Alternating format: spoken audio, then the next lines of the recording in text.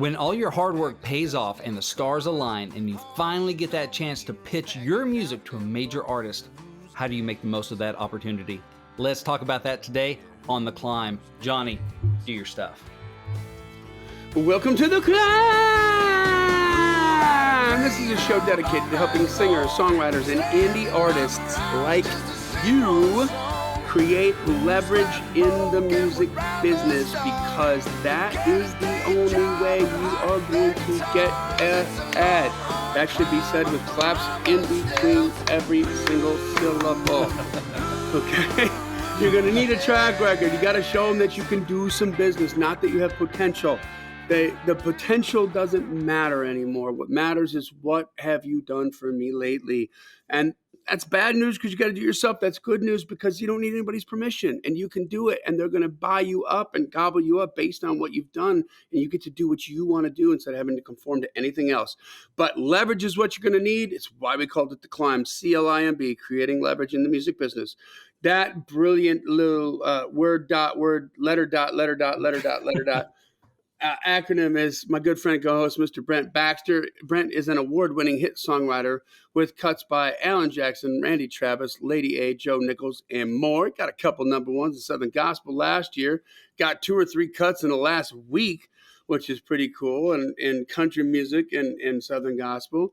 And he's continuing to make miracles happen, baby. And what I love about Brent is he helps songwriters like you become pro by revealing how you write like a pro, how you do business like a pro. And then on the regular, he's going to give you the chance to take the other 80% that you're going to need to do the success equation, which is create a relationship so that you can exploit your competitive product. And he's going to get you in touch with the pros. You can find Brent very easily at songwritingpro.com. Once again, that's songwritingpro.com.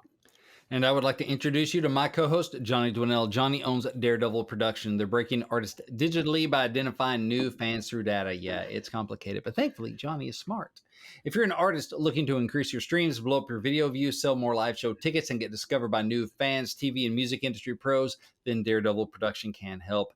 Daredevil has worked with multi-platinum artists like Colin Ray, Tracy Lawrence, Ty Herndon, and Andy Griggs, just to name a few. You can find Johnny at daredevilproduction.com. That's production singular, no S, and there is no S because there is no other Johnny D. Would need to clap between every syllable. How you doing? I'm mostly sober.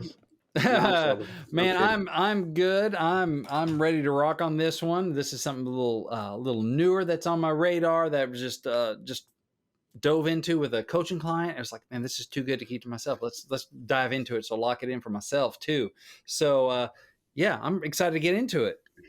So you talk about how to pitch Talking to an about artist. how to pitch for an artist. Yeah. So I had a coaching client hit me up like, hey, schedule 30-minute consultation. And basically like, hey, I got this out of this blue opportunity to pitch for a major artist. I don't want to screw it up. Let's chat.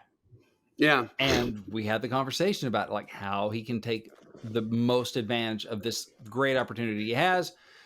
And just talking through that stuff, I'm like, I need to turn this into a freaking podcast. This is good to bullet point it. So that's what we're going to do today. Killer. Love it. All right. Well, before we do that, let's take care of a little business. Yes. We are proud as peacocks to be a part of the American Songwriter Podcast Network. That's American Songwriter Magazine, y'all. It's been around for 36 years.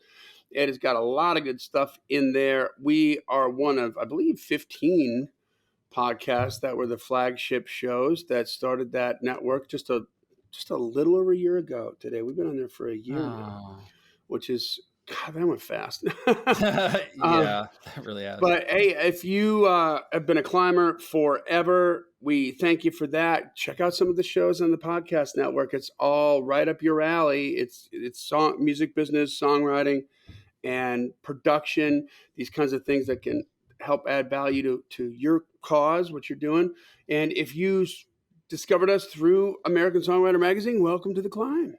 That's right. We love it. Join the Facebook community if you haven't done so already. This is a thriving community of singers, songwriters, indie artists, indie musicians like you. And we're sharing ideas. We're talking, we're sharing news. We're posting different stuff in there, different content than I put on my feed and that Brent puts on his feeds. And it's songwriters are getting, Yeah, songwriters are getting connected there, doing co-writes, even overseas. So there's Mhm. lots of cool stuff happening there. People getting questions answered on promo and music business stuff, which is great. Everybody's there supporting everybody else. It's a really, really cool crowd, and we're super proud of that. So join. You have to ask to be let in. We let everybody in, and just put your stuff where it's supposed to go. We're going to let you say what you want to say. Just got to put it in the right place. You know what I That's right. mean? And So speaking of we the got some right wins. place, I don't know if we ever really tell them how to find it. It is called the Climb Community. So Facebook Ah, group, facebook.com/groups slash the Climb Community. good That's how point. you find it. The Climb Community. So if you're looking for us, that's how you find it. We tell you to join. I don't know if we do a very good job of telling you where it is. The Climb Community. I got to And ask Lexi if we put that in the show notes. yeah, I don't We know. should. I If know we not, don't. we should. If Oh not, we yeah, should. look at us, professionals. Um, so that's a win for us. Is that we're going? Yeah, we need to actually tell you where to join. Speaking of wins, that awkward, clunky segue. Um, so every Wednesday in the Climb community, we have a post that's new heights, and it's to celebrate your new heights, whatever your music related wins are for the week, and then we celebrate together. And I just want to share one or two of those. So Bill O'Hanlon, climber, says he just finished 198 songs so far this year. Which by the time this airs, it'll probably be like 2040 he's finished. I don't know. I'm not sure how. He's pretty prolific. He goes, Yeah. I have a sync song that is in the final running for use in a less than or more, no, yeah, more than 10,000 or $10 million movie. So more than $10 million Oh, movie. nice. So they should have a little bit of a budget to pay. And they just got another sync song forwarded by a sync agent for a brief today. So he's, hey man, writing songs, working, getting those getting some sync stuff done. So Excellent. I love yeah, it. so good job, I Bill. love Bill O'Hanlon too. Yeah. Let me see if I can find another one here too. Let's see here. Tracy Richardson said played Nashville's songwriter showcase at the Commodore again. Got some great feedback on my songs. Got to share the round with climbers Michael Saletta and Judy Pastor, and hang out with co-writers Kathy Wallace, Randy England, and Ron Oates. So I think a lot of climbers involved in that situation there. So That's cool. good That job, sounds like a cluster y'all. of climbers, which is That my kind of crowd. wow, that's my kind of alliteration. So that is the Climb community. So hang out. That's where some of the movers and shakers and all the pretty people are and all that good stuff. That's So right. The movers and the shakers and the beautiful people. that's right.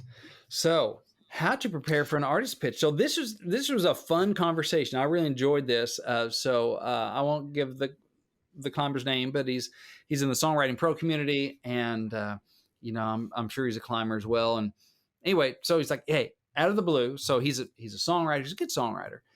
And he's like, just basically friend of a friend kind of thing, or an old friend came in from out of town kind of thing. It turns out has this connection where he can get a song to this major country artist. Oh, cool. He's like, what do I do? He's like, I want to take advantage of the situation, and I want to win, right? So he just wanted to pick my brain about how I'd attack this opportunity. I thought, well, that was a fun conversation. So let's look into that. So if you get this opportunity to, man, just your hometown, somebody's like, hey, by the way, I build boats for Alan Jackson. Let me, I can get us on to him. You want to get us on to Alan? Well, yes, I do. What do you do to make that win? So let's just use Kenny Chesney as an example. All right, just talking boats and stuff. So let's say you get an opportunity. Somebody knows Chesney and will get a song to him. So this is not through the normal routes, but even if it is through the normal routes, this still applies. But let's say just the stars aligned, right? Oh my gosh, what happens if I catch the car I've been chasing? All right, so Chesney, he's a major country star. He's like an all-timer, and he doesn't write all his own stuff, so there's opportunity there. So how should you prepare for example, a Kenny Chesney pitch? What should we do? First thing I want to tell you is don't overpitch. All right, leave them wanting more, not wanting less.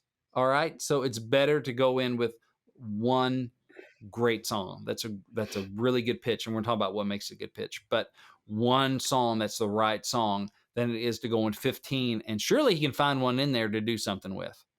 That ain't gonna work. Yeah, That because screams. undoubtedly those 15 songs are maybe one of them is going to be what they're looking for. Maybe If you're in blessed, terms of being not in the the song. ballpark. I mean, not the but being in the ballpark of what they're looking for, Yeah. and all the rest are not going to be there at all. and this is not the opportunity for you to let them know that you're this prolific songwriter. Right. It screams unprofessional, novice. Yeah. And I've made that mistake before, by the way. So, I've done it, but I'm here to help you hopefully avoid that mistake. It's annoying. Like from the other side of that, like Mhm. that happened. We've spoken about it before in the podcast, but that happened with the Colin Ray record that we did. We had a couple of people that did that, and They just overload you. yeah, because I'm already overloaded looking for Mhm. songs for trying to do my job, looking Yeah. for the specific thing that we asked for this specific artist who has a brand, right? Which Yeah. I'm sure you're going to get into, but boom, you get like 20 songs. I didn't even listen to the first one because I'm like, there's no way you Yeah. got 20 songs that fit this little niche thing that I'm looking for that we asked for, and so it's It's a I've turnoff. got it's a turnoff because I'm trying.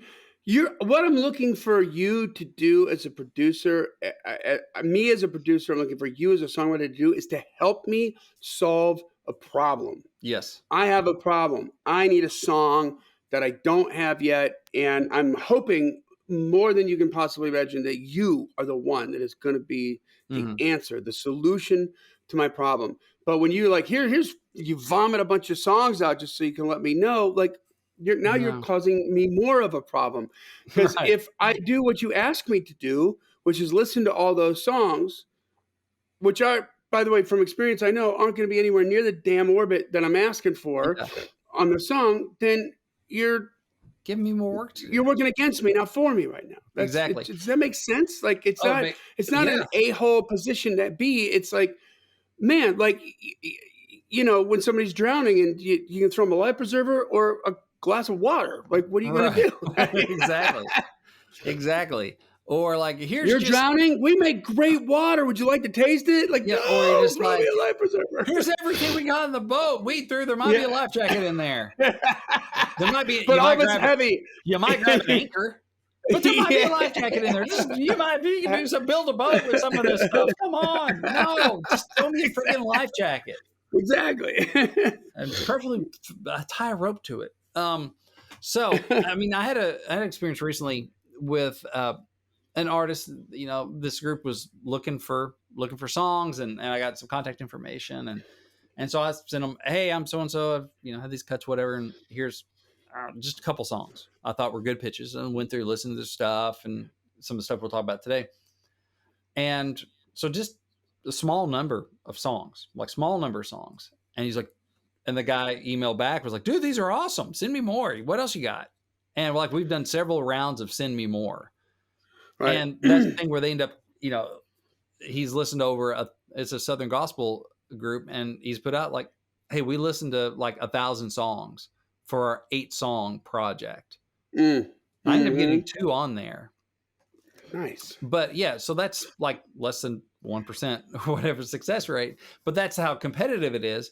But so he listened to a lot of songs. And so most of my songs he didn't cut, that I sent, because I don't know how many I've sent him at this point, but he keeps asking for more. So, okay. But now they're cutting. They're already cut. So But he didn't listen to 1,000 Brent Baxter songs, did he? no, he listened to 1,000 like songs from like all these different sources. Everywhere. Yeah. Everywhere. Okay. He just like, okay, come on. And so this is like what he personally listened to, like about 1,000 songs or a little over 1,000 for 8 songs that they end up cutting, by the way. So yeah. And that's not even that's not a great ratio. It's even worse for major artists. How many songs get filtered out? Thousands. But you got 25% of the content on there. Well, that's true. Yeah. So that's not bad. That's a better number. Yeah, that is. You can't compare it against 1,000. You got to compare it against the cuts. Well, I mean, this is how competitive it is, though, and that's even for a smaller project, in a smaller niche. It's still like 1,000 songs you're competing against. It's not like, oh, just go get a cut today. But the thing is, I started small, and he asked for more. Because I put my contact information, made it easily findable, so he could follow the breadcrumbs back to me if he wanted more where that came from. And yes, there is more where that came from. And so now I can, okay, you asked for it. Here's a few more. That's great. Oh man, you got any more? Okay, here are a few more. And after a while, I was like, no, I really don't. Leave him wanting more. So, well, here's some stuff I didn't think would be good for you, but since you like my writing, here's just some stuff you might enjoy. Okay, so don't overpitch. Start small, leave them wanting more. It's best to go with one great song that's a right on pitch, maybe two at the very most, but don't overload them. All right, next. So now, even before you decide how many to pitch, first thing you want to do is you want to study. You want to study up on that artist so you understand what they're looking for. First place I'd go for this is songwritingpro.com. If you're a member subscriber there, we have these things called artist insight reports. I've shared a little bit of some of these on previous episodes of the C.L.I.M.B. I think I did one from Morgan Wallen we walked through, and may have done one in the past on someone else. But so we have a growing list of artist insight reports. We break down an artist's newest releases, like by key, beats per minute, songwriters, production notes, subject matter. So it's a kind of a new thing, and it's growing, but it's a great place to start and get a quick breakdown of an artist and what they've already cut. So like you're looking for insights on them. Like here's like, oh, we did a file on them. We prepped a file on them. Like here it Like is. a dossier. Like a dossier, which sounds even more like spy thriller. Most of this artist's songs are, this 120 beats per minute. Most of this artist's songs are. I mean, you can just look song by this song. kind of vocal range. You can go this song, this key, this beats per minute, these writers. This is subject matter. Here's some production notes. Like, oh, okay, that kind of vibe and that musical direction. Okay, great. So even if you are familiar with your music, it's a good way to kind of see the forest for the trees, or see the trees that make up the forest. Go, oh, I 30,000 foot but view. like here's the key. Oh, this key keeps popping up a lot, or these BPMs all seem to be within this range, or this subject matter. Oh yeah, helps you kind of demystify that or decode that a little bit. So that's one place to start is with Songwriting Pro. If you're a member there, it's the Artist Insight Reports, and those are free with your membership. But anyway, but you can see get a quick breakdown of what an artist has already cut. For example, Kenny loves the beach. He keeps revisiting the beach, nostalgia, and character studies in his music. So you look through his records, you're going to find there's that beach feel or vibe, even if it's not talking about sand between your toes. There's that influence of the coastal kind of thing. You'll find that repeatedly on singles, on his album cuts. You'll also find nostalgic type songs, like his new current single right now, "Knowing You." It's an old love song. It's looking back. It's nostalgic for it. So it's a lot of looking back kind of stuff, or Boys of Fall, looking back on football, or just different things like that, kind of nostalgic. And then like character studies. He seems to do more of those than most country artists, I would say. Whether it's a song on this current record, like "Wasted," about just running to this dude at this bar, and he's got blown through a fortune. Like, how'd you do that? He goes, pretty quick. And talking about how he wasted all this money. There's a song called like "Everyone She Knows," I think. It's about this girl that, like, all the girls her age are like settling down and getting married, and she's not there yet, and just about this girl. It's not a love song. It's just like a character study. She comes from Boston. Kenny has done a bunch of those kind of character study. Lindy Walks Around, a lot of those type of songs. So you can go through and you study and you start going, what themes does he hit consistently? What does he keep coming back to? Beach, nostalgic, character studies of people you may find on the beach, or of women, not young girls, but like women. And that kind of stuff is interesting to start seeing those themes. Okay, well, that makes sense. So if I have something like that, it keeps coming back to that well. It makes sense if I have something in that well. He might draw it. So, and Kenny doesn't do a lot of like "Girl, I'm so happy in love right now" songs. There might be needful songs like "Come Over." There might be looking back songs like "Knowing You," that love in the past songs. "Tip of My Tongue" is one, though, that he wrote with Ed Sheeran and Ross Copperman. I think that's from an old memory, but I think it's written more present tense. So you get a little bit of that. But if you do, it's a little more like sexy, needful, yearning than like "I'm just so in love, happy, dance, dance." He wrote with Ed Sheeran? Yeah, "Tip of My Tongue." That's pretty cool. Yeah, not a bad day. So he doesn't do like the back roads and tailgate stuff. So you just start overviewing this, this artist and what they do. Go listen to their freaking music. Okay, do a lot of listening. Like, get a sense of their vibe, their phrasing. the language they use, the word choices, and that kind of stuff. One thing that comes up in Chesney's stuff is like carnival, and carnival type imagery, like in Knowing You. I was a kid on a carnival ride. That song, Anything But Mine, he talks, it's like an Atlantic City or boardwalk kind of carnival kind of vibe kind of thing. And there's stuff like that. And, you know, it seems to pop up every now and again. It's kind of interesting. So just do a deep dive, man. And with streaming services, you don't have to buy all the records. You got access. You can just listen to them, right? Yeah. And just soak in. That's a great video, by the way. He has someone, the new one, Knowing You, or yeah, I haven't seen that yet. Oh, I've heard the song a bunch, but I just so Sean Silva, like for that video that we just shot, I just looked a lot into Sean Silva and the stuff that he did. He's done a lot of Kenny Chesney stuff, and really, really interesting. And by the way, just not for nothing, if you want to see something really incredible, there's a Terry Clark video that he did.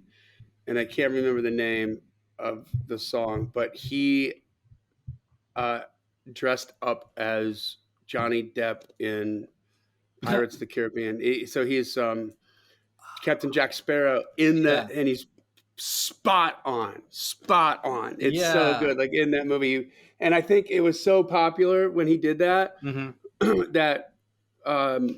that he's been asked to be a cameos in like videos that he directs for other artists. Like, can Jack Sparrow show up or something like that? He's like, okay. But the mannerisms and everything, it was like really funny. But yeah, that video and the explanation of how they shot it and why they shot it and stuff, and breaking down those lyrics, very interesting. Oh, that's cool. Super, super beautiful. Yeah. So you study up. So Artist Insight Reports on songwritingpro.com, streaming or wherever if you already own it, great. You know, listening through what they've actually cut, soak it in, baby. Another interesting place to go is tunebat.com. So tune as in humming a tune, and bat as in Batman. Tunebat.com. So it's a website that it seems to be aimed at helping DJs figure out like which songs play well together in the sonic sandbox.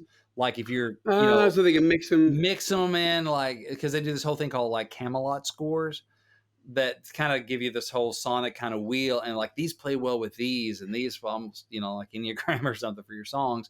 And so like if you're sliding from one song into another, and what it does, it gives you this Camelot score, which I don't super understand, but it gives you BPM and key.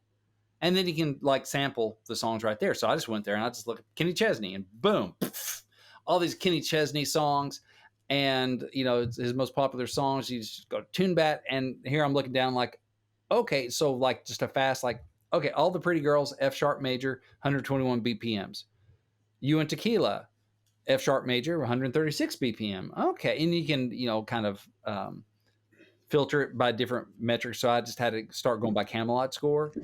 So these are all like 2B Camelot scores. Kenny Chesney, Back Where I Come From, F sharp major, 144 BPM. Okay, I'm seeing a lot of that. I'm seeing a lot of B sharp. Half My Hometown, with Kelsey Ballerini, it's B sharp major, 138 BPM. Okay, and so you can just go look through and see is there a certain There's key no B sharp. Do what? There's no B sharp. That's what it says here. Or is there a B flat? It's B flat. There must be B flat. Is a sharp the hashtag? Yeah. Oh, okay. Yeah, it was B flat minor. Thank you. So, lyricist. I was gonna say B sharp is really C. Okay, yeah. So we go. So you can go through here and go, oh, okay, there's the songs you C major, and these are the ones that do G major, whatever, and get a sense of like, oh, he plays in this sandbox a lot. These BPMs. Well, a lot of his stuff is there. A lot of, or especially the ones that are like, if you're going to write a big anthem thing, let's look at the big anthem songs. Oh, they hit these BPMs a lot, and this key.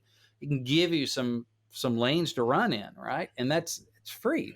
TuneBat, just go there and put them in, whoever it might be. So that's a good place. So you get that information right away from too. That's interesting. That's a great resource. Yeah, it's cool. So I think it's for DJs. Like where you can find that stuff out. Hey, but I got a question though.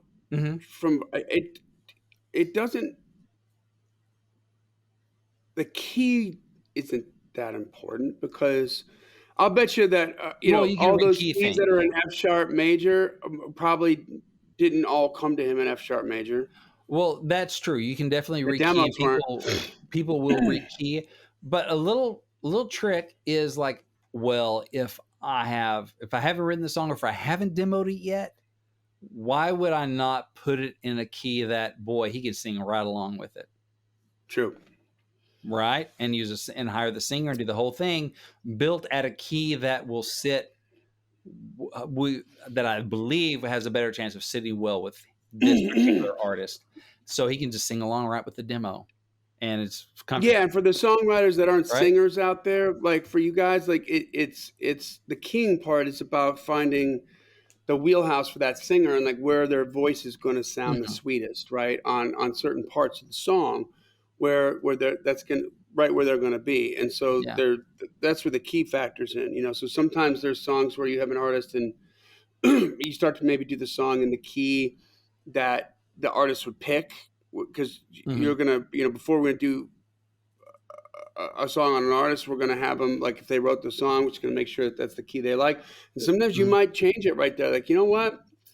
This is like you're straining a little bit on this. Let's bring this down a half Yeah. step, or let's bring this up a half step to add a little more energy to it, or something like that. So that goes back and forth. But yeah, like if Yeah. you're gonna do, and I've done a couple of these demos where they know they're gonna pitch it to a specific artist, Mhm. and we'll key it in. So that's a good point. We're gonna key it in their favorite, the artist's favorite key, Mhm. and that's gonna work really well as Pick your singer opposed. based on the key, and hopefully Yeah, some but of them. if you've already got that song that's going to fit in the wheelhouse and it's not in that key, they'll rekey it. Mhm. But if you're gonna get to record it, or you got to do acoustic vocal or something, then by absolutely, yeah, put it in the key Yeah, that to be you a little can. extra thing, because yeah, exactly. And does and sometimes we'll play around with keys while we're writing the song. Like, let me just key that up. Let me key that, and let me see, because it'll have a different energy as you change the Hmm. key. And so maybe as Yeah, you're writing, go, okay, Kenny's probably going to put it in this key here.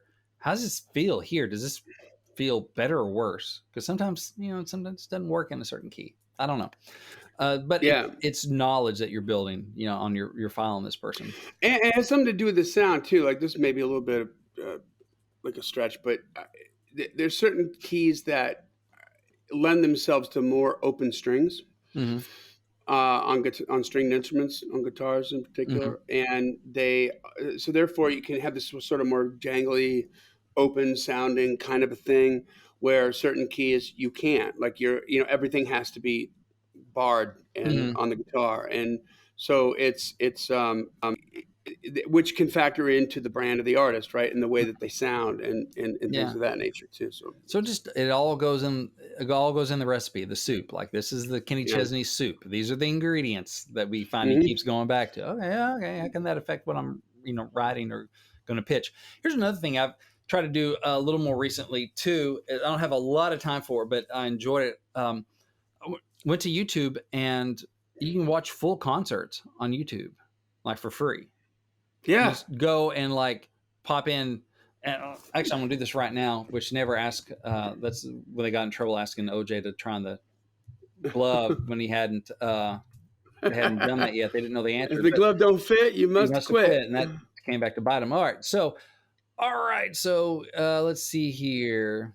Here's Kenny Chesney live Nashville, January 22nd, 2005. So it's an older one. Here's the Tennessee Homecoming concert live, No Shoes Nation. Okay, the full album.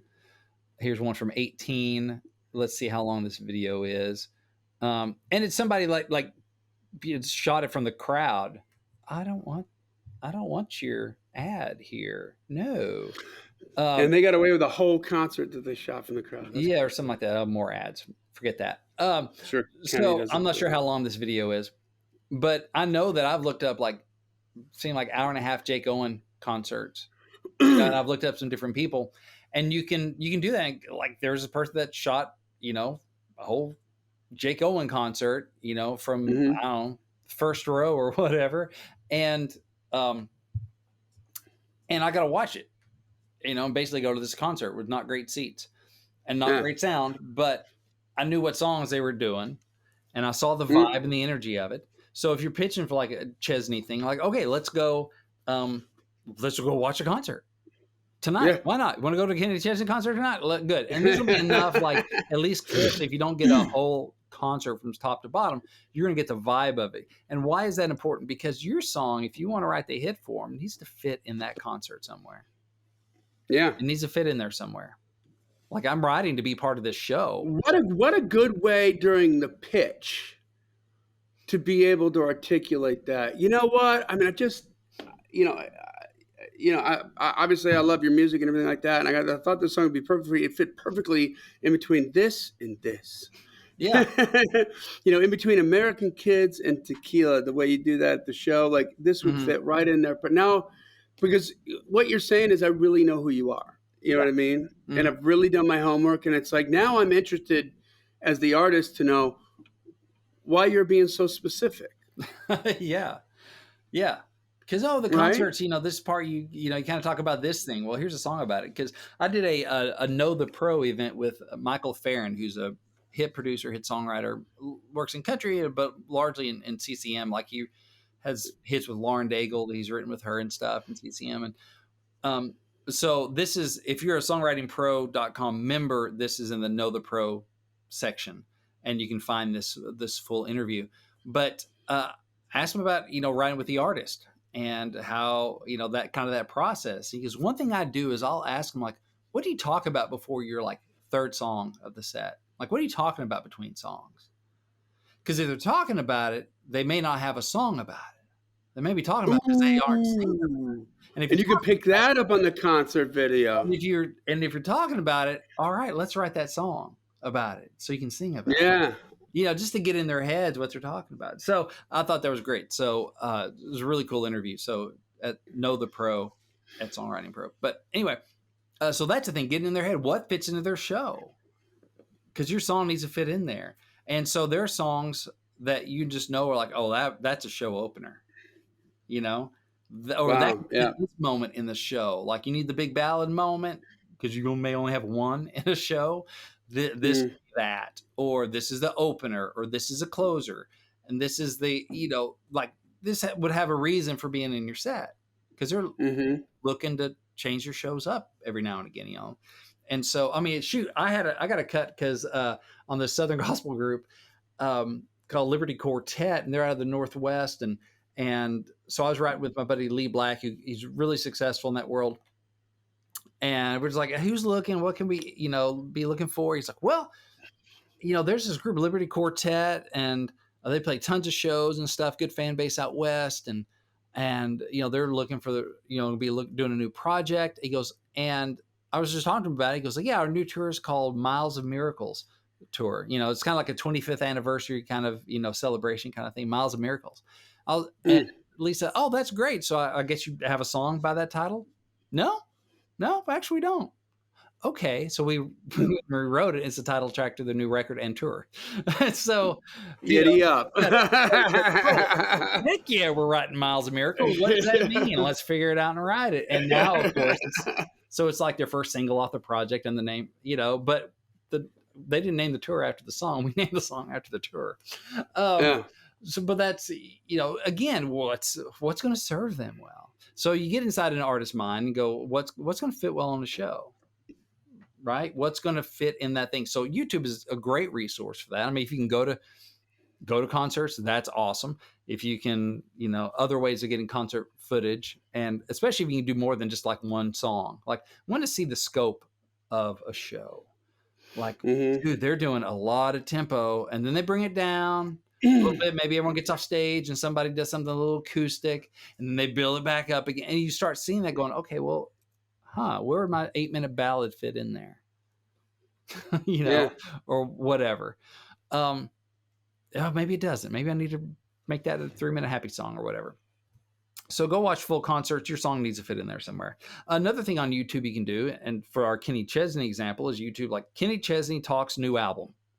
Right.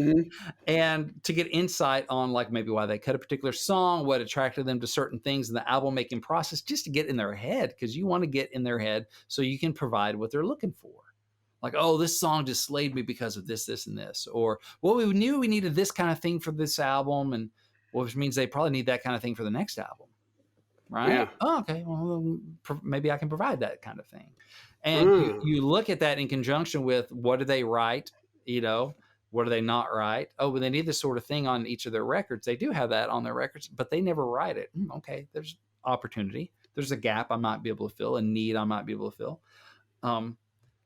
So knowing, then now you start gathering all this stuff and you're becoming an expert in Kenny Chesney music, right?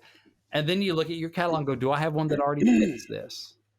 Yeah. Yes or no? If you do, great. Pick the best of the bunch, the one, make yourself cut it down to like one, maybe two, and that might be your pitch. Now, if you don't have that, I could, with this artist and this, coaching client, he was like, I don't really have one for this artist. I'm like, yeah, I didn't really feel you. I'm based on want to know your music. Have one that's immediately ready for this particular artist. Their brands don't overlap a whole lot, but he wants to take advantage of this opportunity. I'm like, all right, so you may be writing for it, which is cool too. Okay, well, how did you've done all this homework first? Maybe you don't have a song that or two that fit perfectly. So okay, what about writing? Well, first thing you can do, you can look back and you can maybe cannibalize some of your own songs that haven't been cut.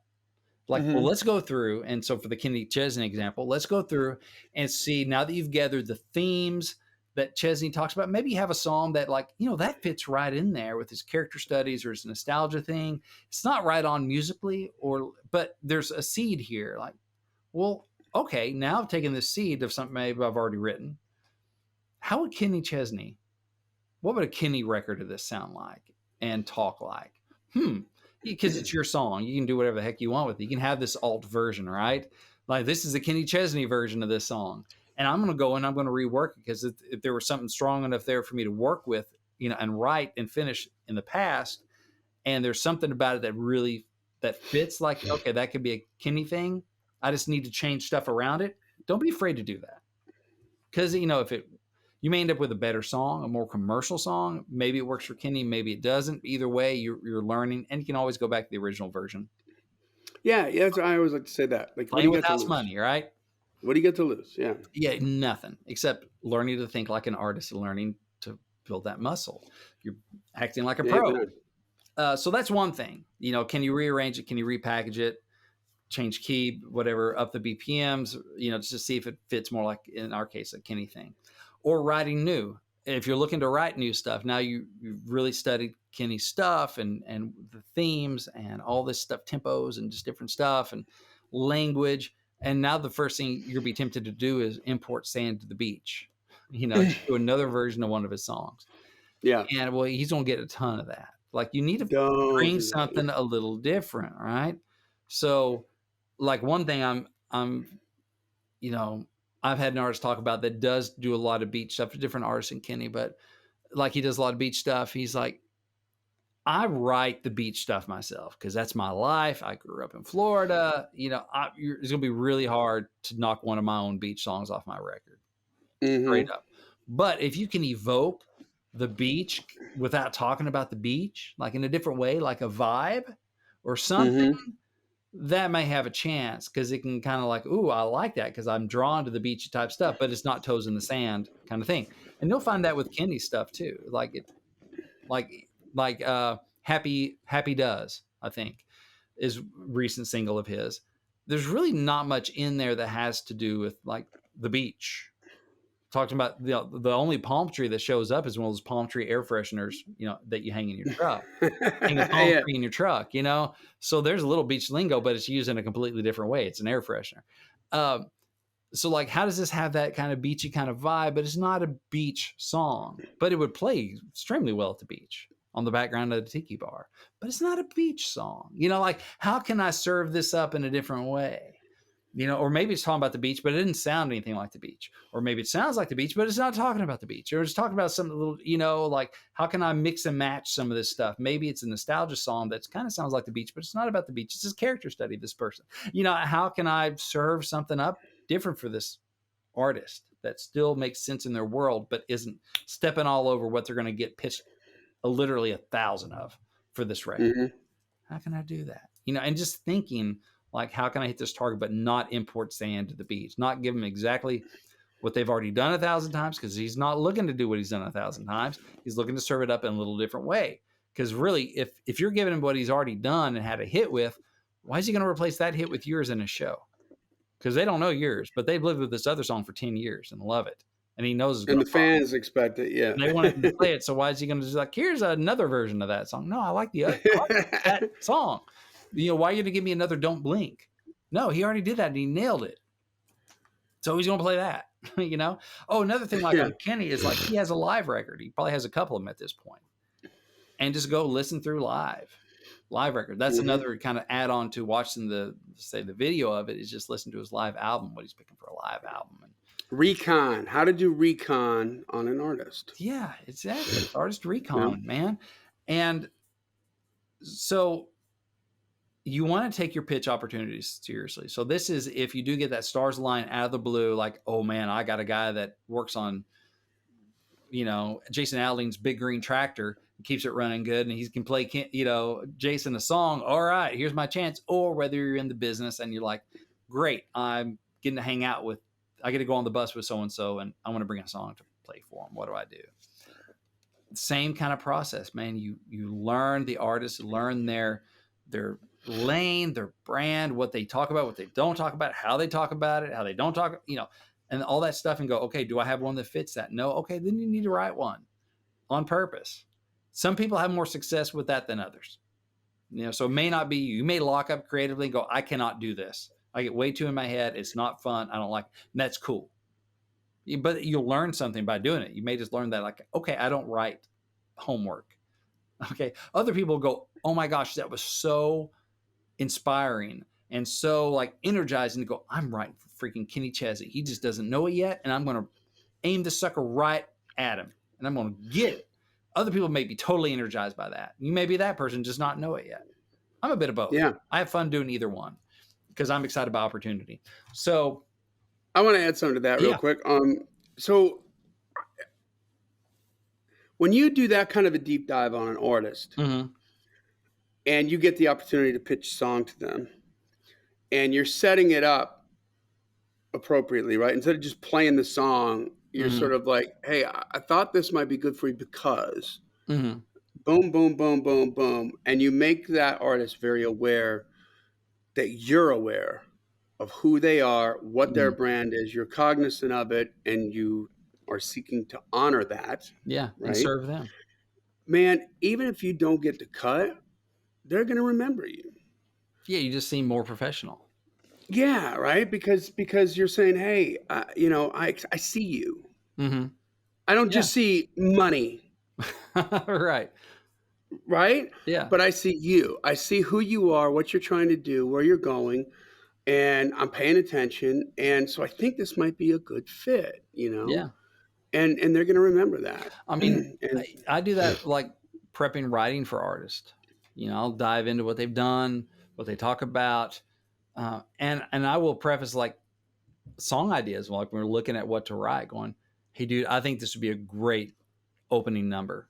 I think this is, whether you're opening for somebody or whether you're the headliner, like this is something that's going to let them know it's going to be fun tonight. Yeah. And here's this idea. But it also works on radio, and it's not just about that, but boy, it sit really nice here in a little bit of a meta way about, how we're already having a good time, or this is just getting started, or whatever that might be, the angle on that particular song. Like, I think this would be a cool opener. Come on. Because they know they need one. Yeah. Right. Because they know they need one. And so they're already thinking, oh, this may fill a need. And then if the hook's good and you're like, yeah, if we serve it this way, you're already getting them on board because you're serving them. It's not just well, here's another song out of thousands, and hopefully you find a spot for it. At least you're narrowing down going, this could be the spot for it right there. And here we go. Yeah. Get them thinking about their show and how it play live. Great. Because that's what I want the end result to be. I was looking for that in my collection. Because I needed that one card. Yeah. Yeah. So it's, sometimes you may just have, like with Monday Morning Church, we didn't have Alan Jackson in mind. It had a female demo on it, but I just knew I felt like a really strong country song. Same thing with Randy Travis, Every Head Bowed. Like Joe Nichols, we were thinking Crickets with him, and when we were writing it, kind of keeping Joe in mind, going, oh, it sound like a Joe thing, and it landed right. We've written stuff specifically for like Ray Stevens that, we're pitching for Ray. This is going to be a Ray Stevens freaking song, and it worked. Some didn't, so you can have success both ways. but you're just going to be smarter, more prepared songwriter, because as you're studying these artists, even if you don't write specifically for Kenny or specifically for Blake Shelton or specifically for Carrie Underwood or whoever, you're going to be learning how artists think, what generally they talk about, the trends. I mean, there's still a lot of commonality over at a higher level among these artists. Like, a lot of tempo, a lot of positive, a lot of fun, a lot of whatever, making the artist look good, that's going to start coming out in your writing when you're thinking about, when your song title challenging yourself, going, okay, I got this idea. How should I present this? How should we serve this up? Well, let's do it the way the most artists would do it, or in a way that fits in a show, or, that kill live. I mean, that's something I find myself saying more and right, especially with artists, because kill live. Yeah. Oh my gosh, this would kill live. But it's genuine. I believe it, but it's also because I'm serving up and bringing in song ideas that I believe will kill live. Like this could be a hit. This could be a radio thing. This could be a live thing. So imagine the arena singing this. Exactly. Yeah. I'm not bringing in my nearly as much my whiners. I'm bringing in my winners, right? Not my, this woe is me sad ballad thing. Who goes, that'd kill live. Yeah, it'd kill the vibe. Right. So, I don't really bring those to artists. Exactly. I'll let them bring that to me if they want to talk about that. If there's something going on and I can play therapist in the room and whatever, but I'm not bringing that to art because I want to bring something that's like, man, this be fun tempo. Everyone can sing along with this part and kill live, because you're getting them thinking about the live show, and that's what they need. So anyway, that's my thoughts. Just how to prepare for an artist pitch. I would highly suggest y'all go check some of the resources we mentioned and just go through that. Just practice. Even if you don't have that Keith Urban pitch coming up, right? Prepare like you were going to have one. It just opened doors in your mind, I think, as to what. Yeah, and give you another scent to get on, to follow, to create some, more professional product, if you will. Exactly. And speaking of helping you make professional product, Johnny, I got something for the climbers out there. Tell them, preach. All right. So normally I give away my free ebook, and that's still up at songwritingpro.com. But we've poured gasoline and straight diesel. I don't know. We haven't set on fire, but we've supercharged. It's nitro. We have a giveaway that's nitro. It's supercharged. So it is over 5 hours of free content from the Songwriting Pro members area archives. So we're opening the kimono a little bit, giving you an extended sneak peek. It's not just a sneak peek. It's like a long gander. It's a gaze at some of what we got going on at Songwriting Pro.